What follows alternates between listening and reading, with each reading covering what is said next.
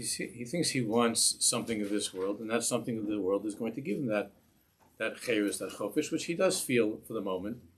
Sometimes he feels that, but ultimately, it's not something which can be deep or can last, because it's not really what he wants. It's not really what he wants. Like the famous Rambam that's brought down in all this farm, the person is forced to give when the Bezdin has determined that he should be giving a get to his wife, and of course, you can only give a get if you want to. It has to be by person's choice, by person's decision to give the get. So Kaifna Hachim writes on here, but he knows the Rambam, that we forced him until he says, yes, I want to give the get. Which seems to be an absurdity. You're forcing him until he says, I want to give the get. But he doesn't want to give the get. So the Rambam explains that he really does want to give the get. But there's something in the way of that, of that really wanting. There's something in the way of that wanting that's blocking that. Years it could be of arguing and fighting, but then making up and then trying again, and who knows what it is. It could be money that he's worried about. There are many, many things that are in the way of him being able to come to that point within himself that wants to do the right thing, which in this case, the right thing would be to let his wife go. So, to force him to do the right thing, because he doesn't know what he wants. He doesn't know what he wants. Now, when you tell a little child that you really, really do want to go to bed right now, the kid looks at you like, you really, really do want to brush your teeth and do your homework and all that stuff. And part of growing up is to be able to want something emotionally, but to know inside of one's seichel that this is not the right thing. And the avodah of a person is to break through that klipa and to coordinate one's thoughts with one's feelings. And v'yadata hayom v'ashevosa elevavacha, to come to that point within oneself, to want what I really want, not to want what somebody else wants, not to want what I think that I want, not to want what the world wants of me, but to want what I want. So that's what this parak is about, this mimer is about. Let's just read quickly from the beginning.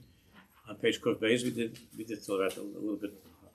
We did around 15 sentences. Let's just read. True chofesh is only to be found in the Torah and the life of Kedusha.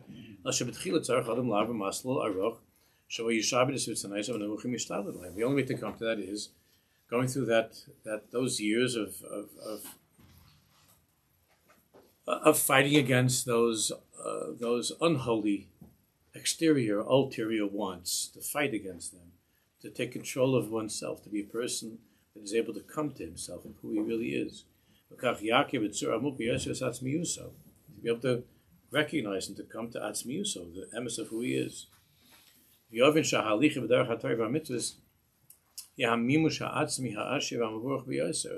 And to recognize, to understand that living a life of Torah is the way that he's actually coming to himself, and to bring that out in his life.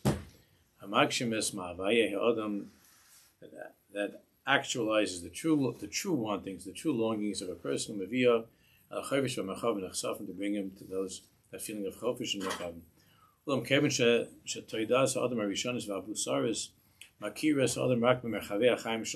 However, since the first awareness that a person has as a child, and growing up, the first unripe awareness that a person has is like the kid that wants to stay up late, even though it's not good for him. The kid that wants to eat things that are not good for him. He wants to go places that are not good for him. Because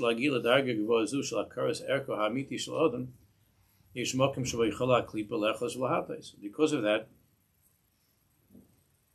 because of all of these immature desires and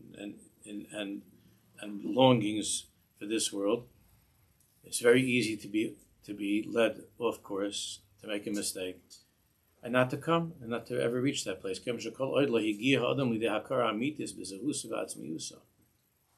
Since he's never really come to that place to recognize be'emes, who he really is. He's never tasted, this is where we're up to, he's never tasted real chofesh. Nira l'shachofesh mizbate davke b'revodim achumiyim. As someone who does not know what true chofesh tastes like, the only time that he tastes that feeling of being free and of being myself is when he does what he wants to do. When he's just getting what he wants. The money that he wants, the fun that he wants, the taibas that he wants, the eating that he wants, whatever it is. That's the only time that he's able to feel a little bit of chofesh at that time. Sheken lefit tfis also. Because according to his understanding, the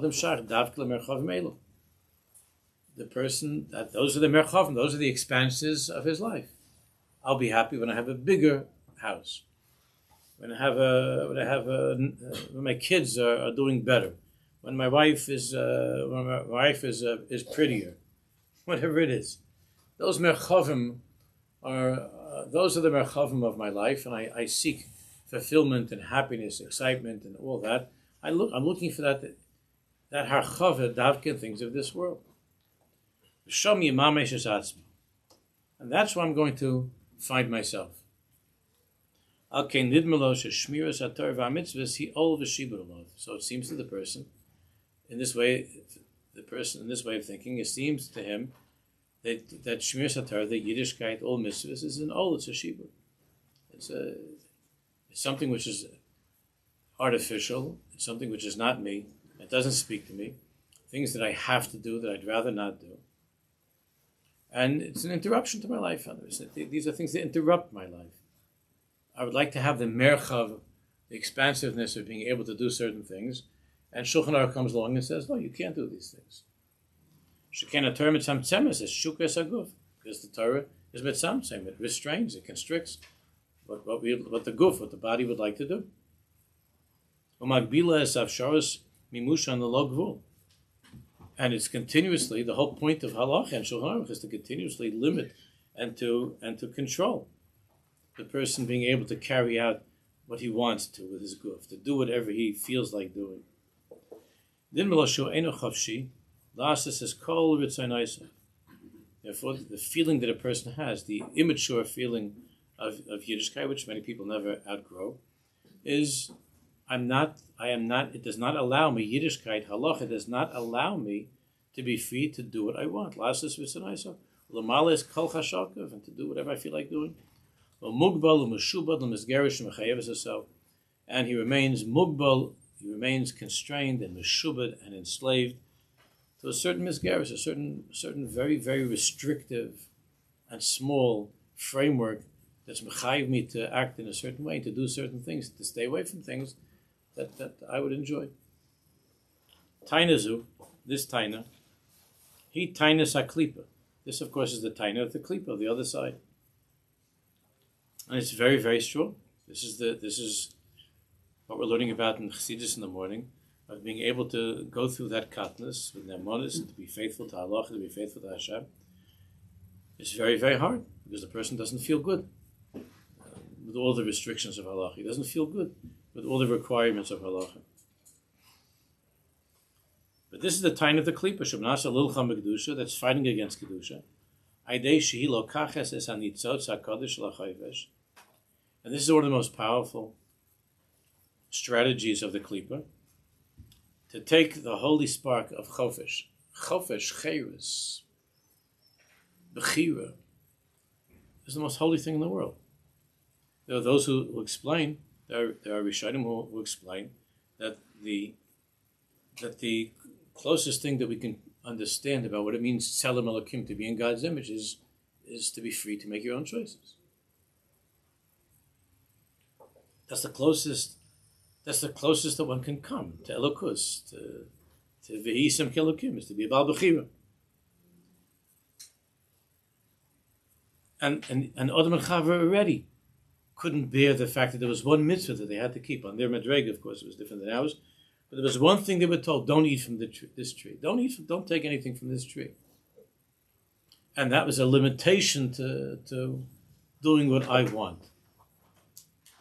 The whole wanting became a war over this one mitzvah of not to eat, of don't take from this tree.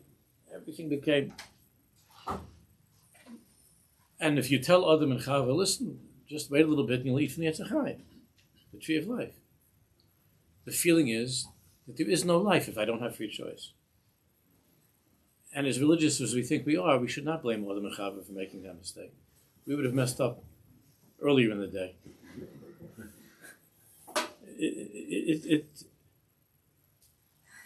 You're telling me that I should eat from the tree of life. But, and as Hashem is saying, wait, there'll be Shabbos. It's going to be Shabbos, it's going to be Shabbos soon. We're already, the tablecloth's already, it's going to be Shabbos. Just wait till Shabbos and you're going to eat from the tree of life. You'll eat from the tree of life. The other Mechava said, it's not being alive if I can't do what I want. I don't know what you're talking about, the tree of life. What kind of tree of life? Wait, Shabbos will be a tree of life. The tree of life, right now, the only life I can think of is having what I want. And what I want right now is this fruit, whatever it was. This is what I want right now. So don't tell me I'm going to eat from the tree of life. A life without choice is not called living. So this life that I have, Erev Shabbos, in Gan Eden, which is a good, nice place. This life that I have right now, it's not living. I'm not alive. Because the only way that I could taste being alive is by eating from the tree of knowledge of good and evil. It's a scary thing. And we repeat this Aveira all the time. We repeat this Aveira all the time. You tell the Christ, this 17-year-old bacher, no, don't do that. Don't do that. What you want to do, this Indian that you want to do, don't do it. The girl, don't do it. And the bacher says, why shouldn't I? Because if you're patient, you're going to really live. No? Here all the Bochum go for that line, right? Just wait a little bit longer, and then you're going to know what it means to live. Just do me a taiva. Do me a taiva. I prefer to live today. No, that's not, you're going to feel really bad about it. All right, you also did, so I'll also do it. Shkoich, I'll also be a Baal Nisayin. I'll tell my kids also to. Don't do it, you're going to feel bad about it. So, I mean, this goes on for generations, right? Don't do it, you're going to feel bad. And the kid looks at you and says, is that how you felt? You felt bad after you did it. Okay, I'll deal with it. Because I want to live right now. And you tell me I should eat from the tree of life. Just be patient. Wait till Shabbos. Wait till the Chasna. You wait till the Chasna, you wait till Shabbos. That's why the Mitzvah say Shabbos. Wait till Shabbos, wait till the Chasna. And then you're going to live. That's going to be what it means. Then you're going to live. What? To live means to have what I want. And everything about halakha is saying, I can't have what I want. I want to talk to that little pretty girl on the other side of the mechitza. That's all I want. And you're telling me that you don't really want that. I sure do. No. What you want is to wait. That's what you want. I want to wait. How long? Could be 3, 4, 5 years. Who knows? It could be 10 years. Could be 15 years. But you know, hopefully it'll be sooner than later. But so what's the answer? You have a lot of rabbis that are saying, tell the poor boy not to. We'll just get you married to the first girl that walks out of the door. Just get married. Because he can't wait. Because if you tell him to wait, he's going to fail. There's truth to that, but it's pathetic. It's pathetic. There is truth to that, but it's very pathetic. We would like to believe that if you sit with a guy and you're learning Torah strong, his entire life he's learning, from the time he's a little boy, he's learning strong. You would think that he would be able to wait till Shabbos. But it's not so pashut. Adam Achava didn't wait till Shabbos. So this promise of being truly alive, this promise, to believe in that promise requires tremendous avodah. And really that's the whole thing we put into this world, that waiting to eat and believing that there is a tree of life and to eat from the tree of life. You can live your whole life going through difficulties and being a good Jew, believing that when you die, you're going to eat from the tree of life. When Mashiach comes, you're going to eat from the tree of life. And it's true. And there are heroic people, they live their whole lives struggling in difficulties and deprivation and holding back and not seeing any of the payers, the fruit of their waiting. They don't see it in this world. Karen Kayamis, they believe there's going to be beyond, And of course it is. But that is the nisayin from the time that Adam and Chava, from the time that we were created, to believe that there's an Eitz HaChaim, that if you do not eat from the Eitz HaDas, if you do not eat from the wrong tree, you want to eat from it, it sounds good, it's exciting. Everything that you want is going to be somehow, everything you're dreaming of, you're going to have. The 17-year-old bacher, everything you're dreaming, you're going to have. Eat from the tree, Eitz HaDas Taivarah. The snake continues to say, and the snake is still selling his schara thousands of years later. Eat from this. You're going to really be alive if you eat from this. But every single time that happens, you feel like you want to die. It's an amazing thing. Afterwards, you feel like you want to die.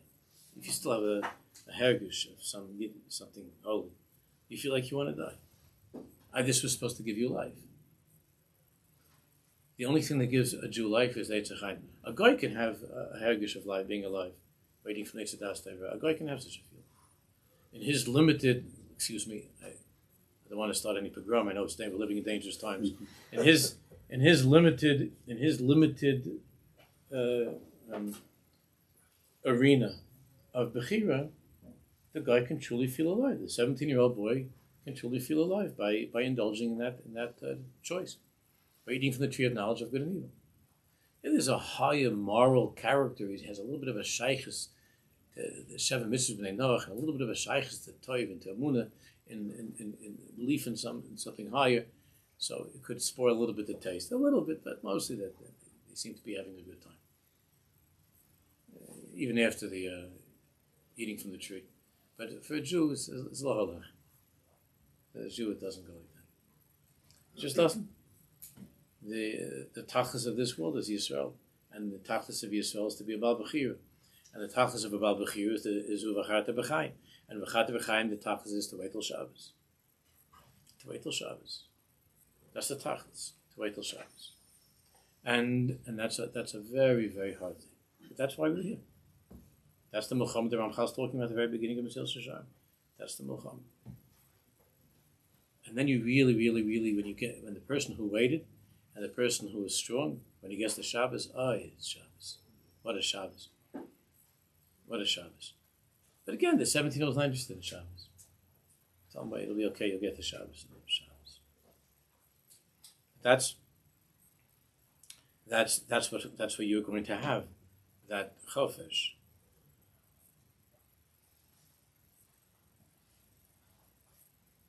And the Klippa works with the exact opposite. That nitzos, that holy spark of the Eitz HaChaim that's inside of a person, it's very holy. Eitz HaChaim, it's inside of a person, it's very holy. It means to be mamish, to be yourself, to do what you want. That's a very holy thing. His galmus achofesh. That nitzos, that spark that's presenting itself in the 17-year-old's heart, that's presenting itself in such a way to have the girlfriend and the whole thing.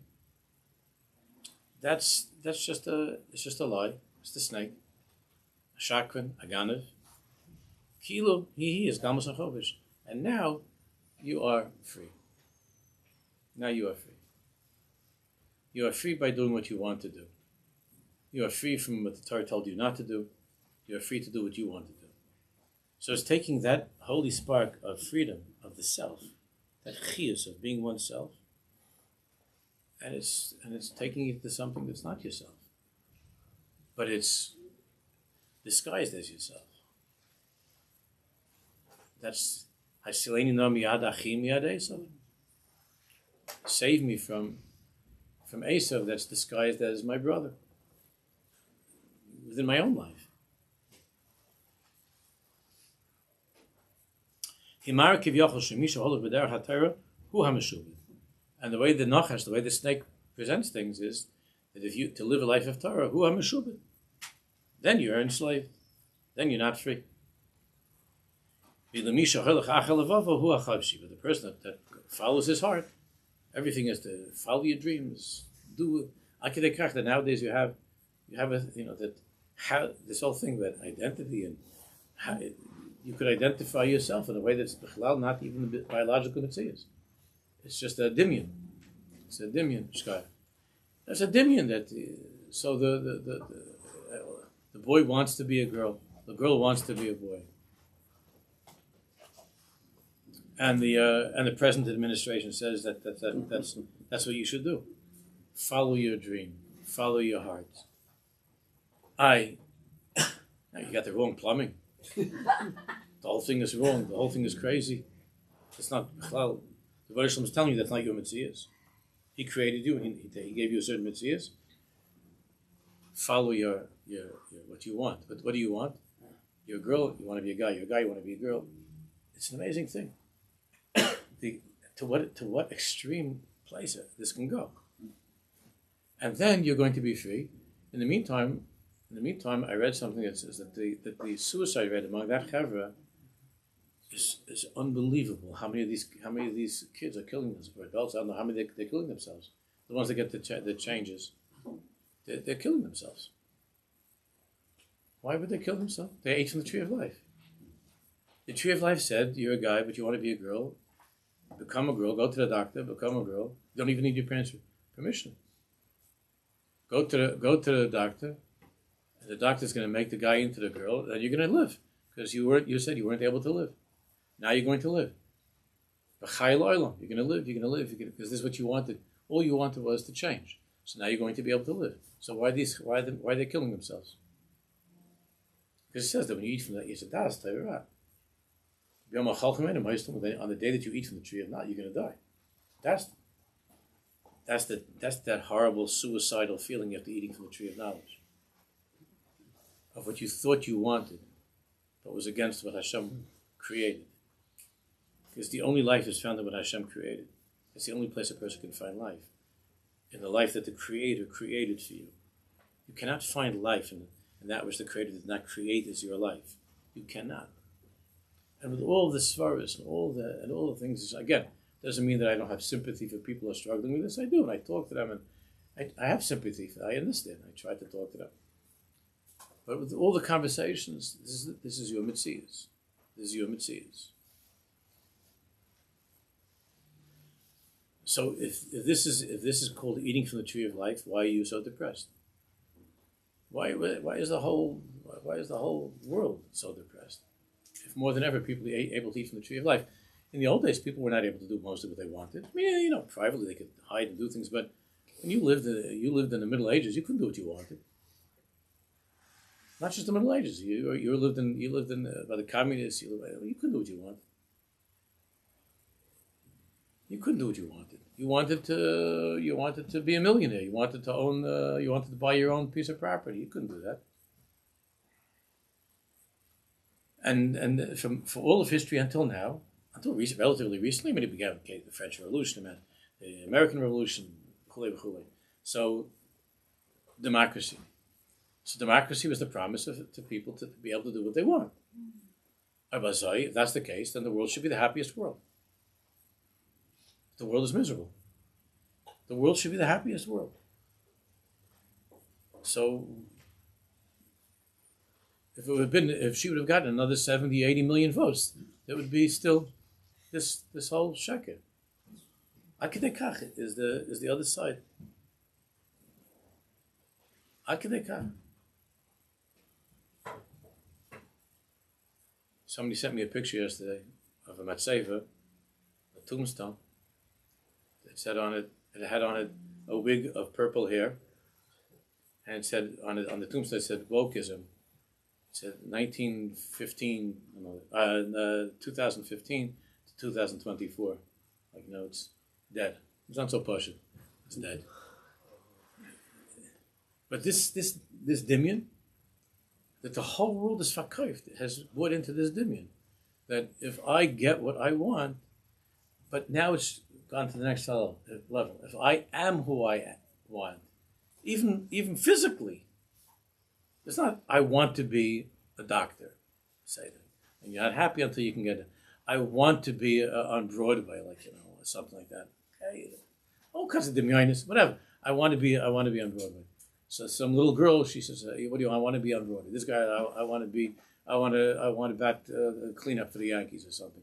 Okay, we grew up. Everybody has demyonis. Everybody has demyonis. I remember my parents are laughing because they told me. I remember that when we lived in Eretz Yisrael, I was a kid, and I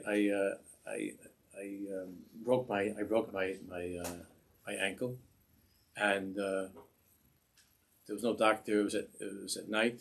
There was no doctor. We had to go to Chadera, and the anesthesiologist wasn't there.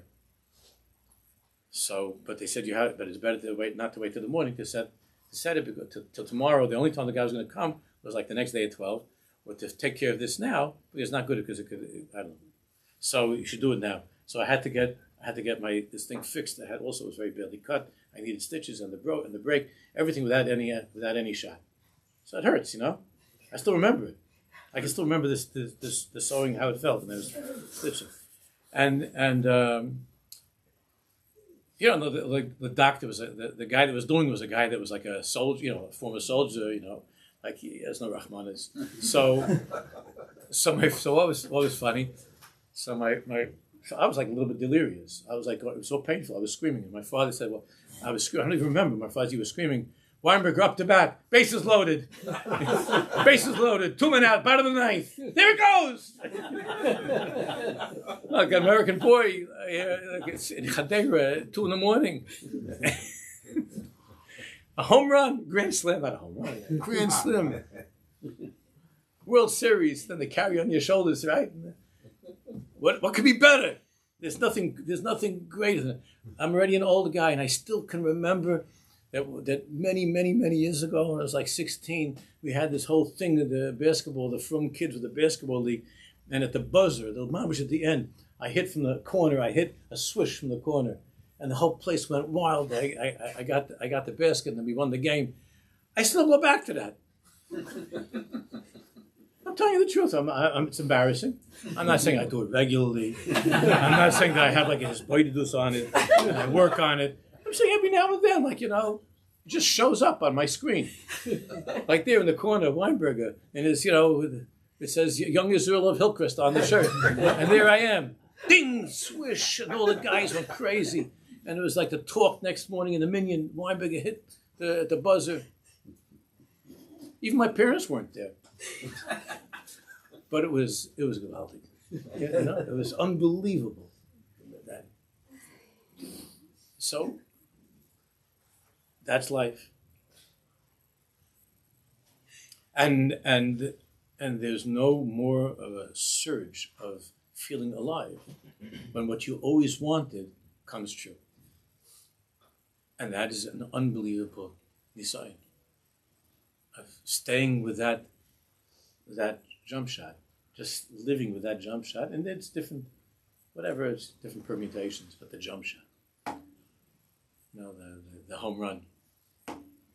It's just living in that dimion. It changes because then it was the jump shot. Now it's the deal. Whatever the money, but it's the dimion and that's the chiyus that a person has, and anything that gets in the way of that is seen as being a shibud, as being an unbelievable shibud. B'nei is 3 lines up from the bottom.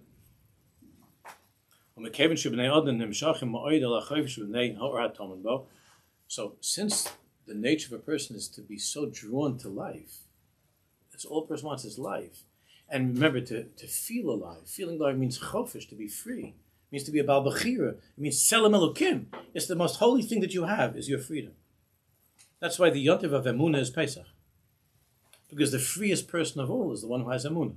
Because Emunah is the deepest part of a Jew. Emunah is not outside of us. One of the biggest things of the Baal Shem Tov HaKadosh is that Emunah is not someplace else. Emunah is not in philosophy. Emunah is not in theology. Emunah is not in proofs. Emunah is not in architect, in archaeology. Emunah is in you.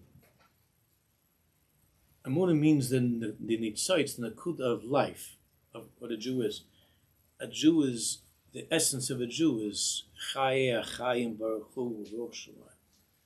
Is the life of all lives, HaKadosh Baruch Hu. That's what a Jew, that's Emunah. It's not something you have to find. something you have to achieve. You have to be megala. You have to reveal. You have to. This is the Ikin Baal Shem. To reveal the emunah within oneself, not to find it somewhere else, but to uncover it within yourself. And that nitzoitz of emunah inside of a Jew of Elokus is life. And that's why people are so driven after their tithas. That's why you're looking for life, but you're looking for it in all the wrong places. But the search for life is the wanting to live is the most valuable asset we have. It's the holiest thing in the world. It comes from that place. But there's unbelievable light, and there's unbelievable light that's hidden in that nitzoitz of wanting, of wanting to be able to do what everything I want to do. That's ve'yisam kelakim. That goes back to Adam and Chava, because only God can do anything He wants. So Adam and Chava want to be like God. That's what the snake was saying. Because the feeling is that God is unrestrained. God doesn't have to wait till Shabbos. He gets what He wants whenever He wants it. So what does it mean to be like God?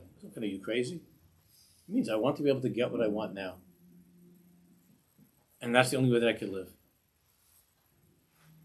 So that's a very, very holy thing inside of a person, that point of chiyus, of wanting to choose and to be alive and to do what I want. That's what makes it so dangerous. Shekain nishmasa mevakeshes is a chofesh ein sofi, because the neshama, especially of a Jew, is seeking to experience this chofesh ein sofi, this infinite chofesh.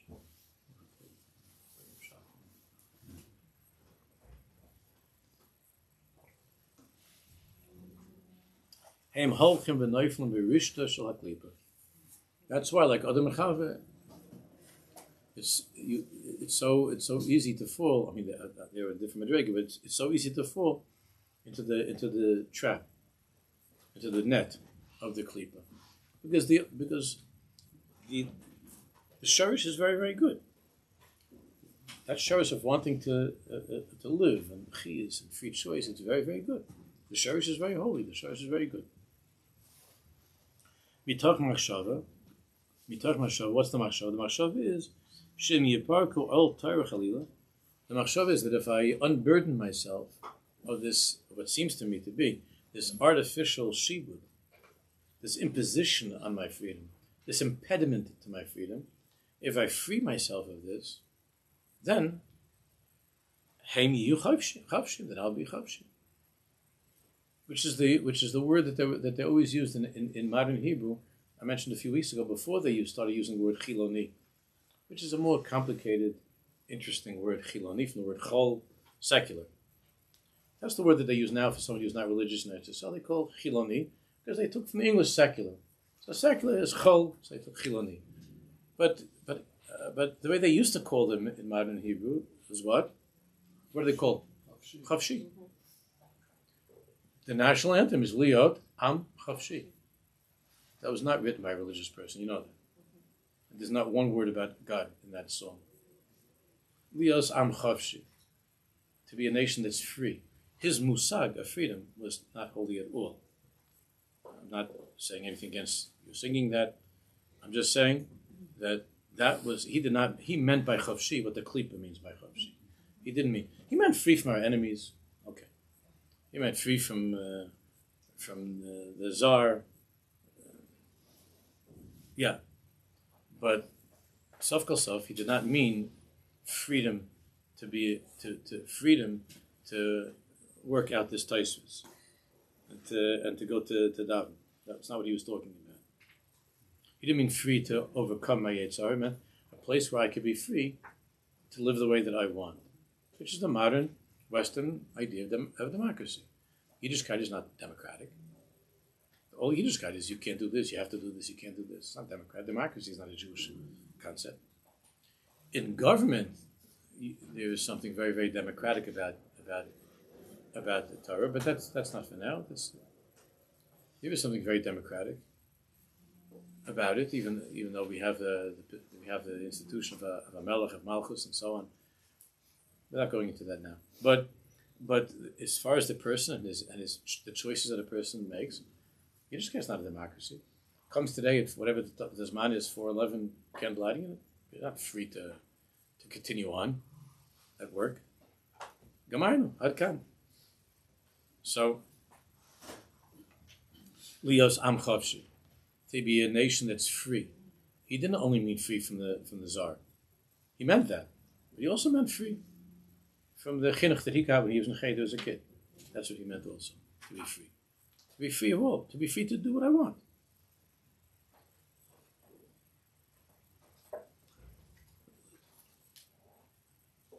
So the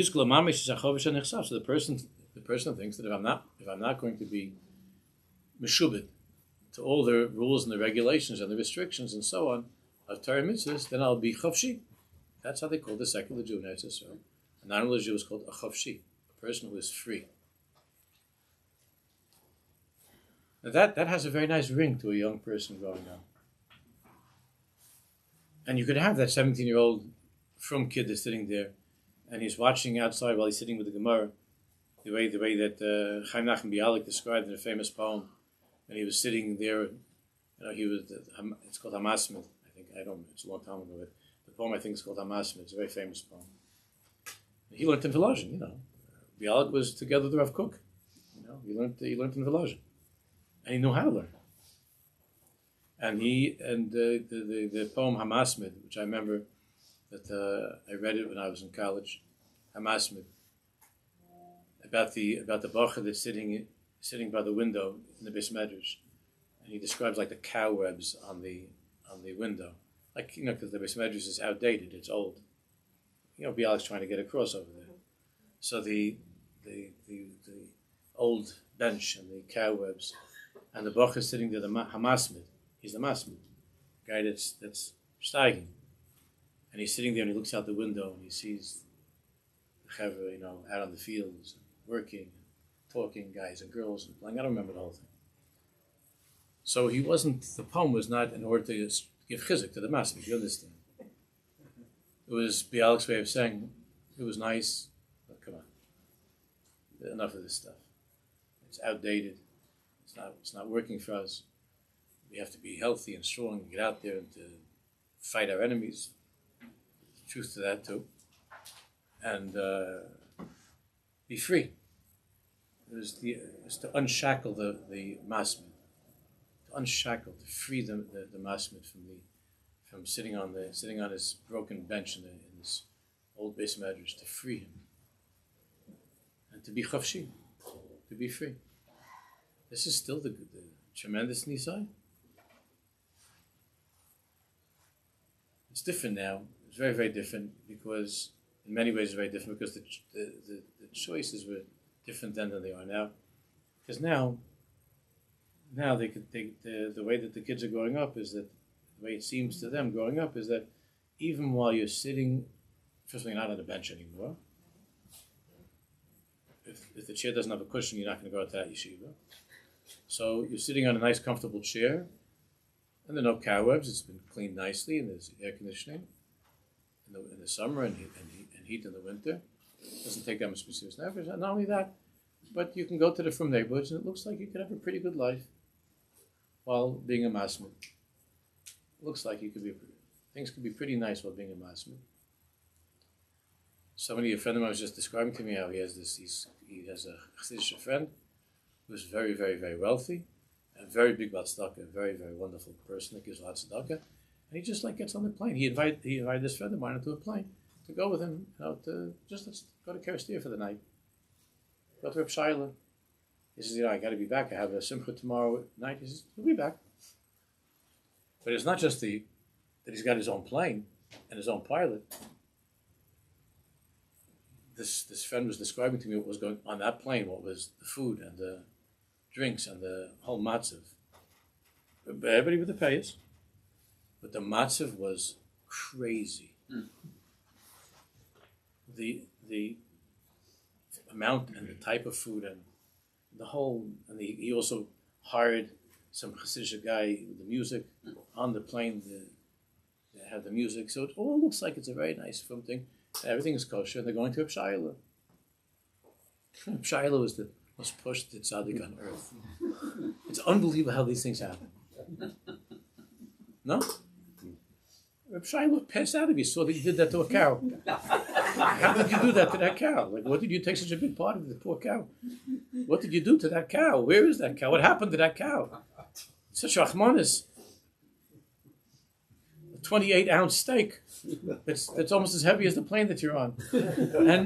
And what did Reb Shiloh Kerastir, Reb Shiloh, and they make songs, Shiloh, Reb Shiloh, and Moshe, Reb Shiloh, and Moshe. To Reb Shiloh, to him, is a girl nefesh, to the Jewish. He was feeding poor people, Reb Shiloh. People who hadn't eaten in a week. That's Reb Shiloh's chasidim. Not flying in on your own jet. Again, they're good people, and they should live and be well. And what I'm trying to say is that you could be now a frum person, and you could imagine a good life even as a frum person. So is that bad? It's not bad because it's nice that you should have the flight and the steak. It's nice. But in the pnimius and the etzem of a person, you're not forced to make a choice between the cobwebs and the. It's taking its toll on us. And I think I have to explain that. So you could consider yourself a chassid Reb Shiloh Kerastir. Flying on this plane, you're a chassid Reb Shiloh. To go for 1 hour by the Tzion, which is very holy, Reb Shiloh. We were zeicher some of the Chav to be there a few years ago. It's mamish kosh kadash to be Reb Shiloh. But the whole thing is the opposite of Reb Shiloh's whole mahalach in life, which was pshitas. And they don't even see the contradiction. There's not a contradiction at all. Reb Shiloh's mahalach was to crawl to a kever, not to fly. To crawl on your hands and knees to the tzaddik, not to be on a chartered plane. I'm sure they didn't have any stewardesses. They're very good guys. So they got some. I'm sure they got some avodim that were not Jewish to take care of them.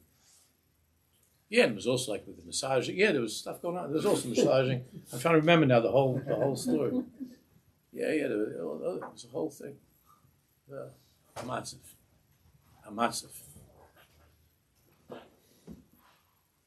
And that now. So now you could be frum, and you could do the Reb Shiloh, and you could have the chavis and the chofesh. It's interesting. It's an interesting bilbul. In the past, it was like the choices were. Life was hard, but the choices were easier. Life was very hard, but the choice was easier. Now life is unbelievably easy, but the choices are so much harder. Because you could have Reb Shiloh dressed up in steaks and in food and in drinks, making l'chaims, and it's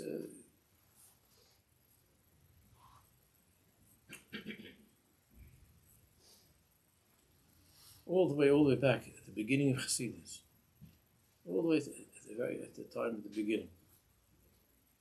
I believe it was the Mori Naim who said it. I could be making a mistake, but one of the early tzaddikim said that the time is going to come when being a chassid means to make a l'chai, and being a bigger chassid means to make a bigger l'chai. It was predicted long ago that there's going to be such a musag of what it means, what the Baal Shem Tov HaKadosh came to the world to do. Kan on a noigim mamish, on page Kuf Gimel. Kan on a noigim mamish b'nitzayitz kodesh shaklipa gonva me'akdusha. We're talking about a nitzot, a spark of kedusha, life itself, bechira, free choice, tzelem elokim. That what? That the klipa has stolen from the world of kedusha. Mamish stolen. Ubemtzuso he tzada nefashos rabos ma'od. And the other side, Esav is an East side, right? So I was talking about this morning, an East side and East side, whatever you are. And the other side hunts. The Eitzar is hunting to get people. Hitzad and Nefashas Rabbis Mo with this nitzaitz with this spark of kedusha, of what? Of life, of bechira, of who you are. This is who you are. That's the most important thing in a person's life is who you are. and not to look back when you're an old man, an old lady. They say my whole life was nothing, was a shtus. The worst thing in the world is to wake up and to see that your whole life was a mistake. Everything you're doing was a mistake. Like the Musa Svarim say by Yitzchak Avinu, it says in the parsha that when he saw what was going on with the brachas, with Esav, when it was the trick that was stolen. So it says Vayechad Charada Gedol Moed, right? Yitzchak was shaking Charada Gedol Moed. So the Medrash says this is a question in the Medrash. It says also by the Akedah.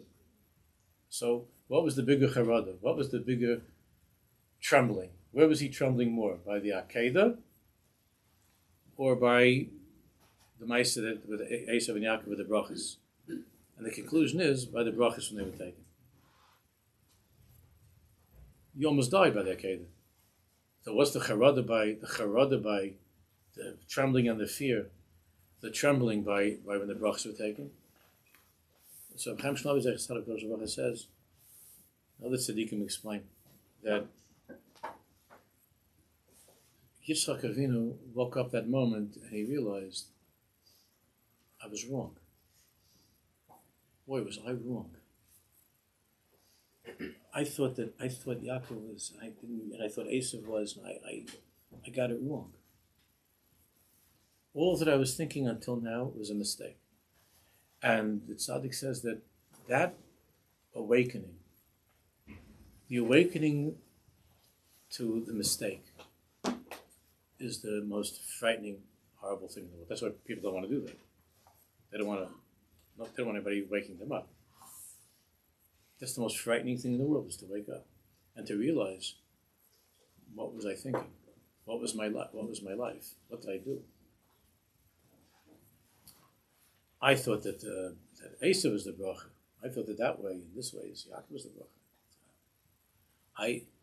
Waking up to that truth of a mistaken life is the most horrible thing in the world. It's the most horrible thing in the world. That which is holiest inside of you, the self, the I, was stolen from you by the klipa, and you invested your entire life in a mistake, thinking that that's life. This is my life. That's the Yetzer Chaim.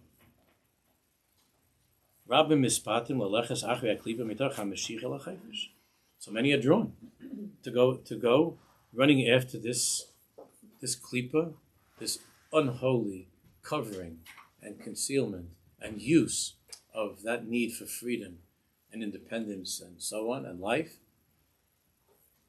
Shekein Adam Reitze Lios Chavshi, like it says in the national anthem, Lios Am Chavshi. A person wants to be free, and that's a good thing.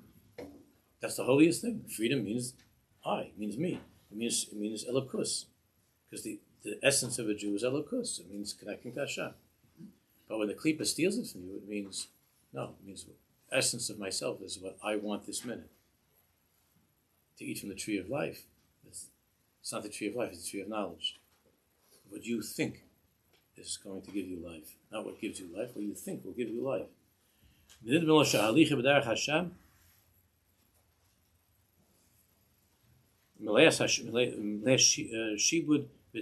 the way you think of following Shulchan Aruch, of living a godly life, you think of it as being with tzimtzum, constrictions, and shibud, and enslavement. It's all about you can't, I can't. It seems that the Torah does not let me do anything. The Torah is only limiting my freedom. Therefore, because of this tremendous shukah, this longing to be free, he wants to throw away and to do whatever he wants. And the most horrible thing is that after years of trying to do that, to wake up and to realize that wasn't what I really wanted. I once told you, I was talking about Volozhin, so I once told you that a few years ago that there was a famous writer and a thinker, a brilliant guy. There are many streets named after him in Eretz Yisrael. Smolensky, Parrot Smolensky, you heard the name. Even if you never read his stuff, you crossed the street. There are Smolenskins in every city. So this Parrot Smolensky was a brilliant guy that fought very, very strong against Yiddishkeit, against Torah. Like the rest of them, he came from home. And he wrote a book or an essay called Hato'eh B'derech HaChaim. What does that mean? The guy Hato'eh B'derech means the one who made a mistake with his path in life, or drayed, wandered off the path of life. Right, with a test, with a tough, but it means a mistake or to wander away, mistake. So he wrote this famous thing. Anyway, it happened that a short time before he was nifter, it happened that he was someplace where he met the Netziv, who he knew when he was younger. The Netziv, from Volozhin. So he met the Netziv, and he had tremendous respect for the Netziv. And I read that he asked the Netziv, he says, Rabbi, he was like sort of he was mocking Yiddishkeit, which he always did. And he said, soon I'm going to die. And they're going to have to make him a tzeva. I'm a Jew, I'm going to be buried in a Jewish cemetery. What are they going to write him? I'm a tzeva. They can't, usually you write all kinds of nice things, but what are they going to write him? I'm a tzeva. So the Netziv told him, Peretzel, don't worry. I could help with the nusach. I'll tell you what the nusach will be on the Mitzvah. If you go to Prague and you go there where Rabbi Cheskel Landau is buried, who's Rabbi Cheskel Landau? Noida B'Yehuda, right? It says Poy Nitman here is buried Hanoida B'Yehuda after his sefer. Hanoida B'Yehuda. You know where it's going, right? I'll take care of the Mitzvah. Your Mitzvah is 120 is going to say that Poy Nitman here is buried. Hatoye b'derech hachayim, the one whose life was a mistake. Your whole life was a mistake. To wake up to that, in the grave you're sleeping, you don't wake up. If you're zeicher. To wake up to that mistake of thinking that this is my whole life, this is what gives me life, this is my whole chiyus. And then at some point in your life to wake up and to look at everything you did was nothing. With all your acquisitions, and all your accomplishments, and all your conquests, and all the stuff that you have, and you have your own whatever, downtown Manhattan or something. With all of that, Hatoya b'derech hachayim. So that's on the Mitzvah. That's the worst thing in the world. That's the Charoda Gedola, the most frightening thing to a person to wake up to. Hashem's Baruch should help us to make the right choice, to be good Bali B'chir, and to use them the right way. Good Shabbos.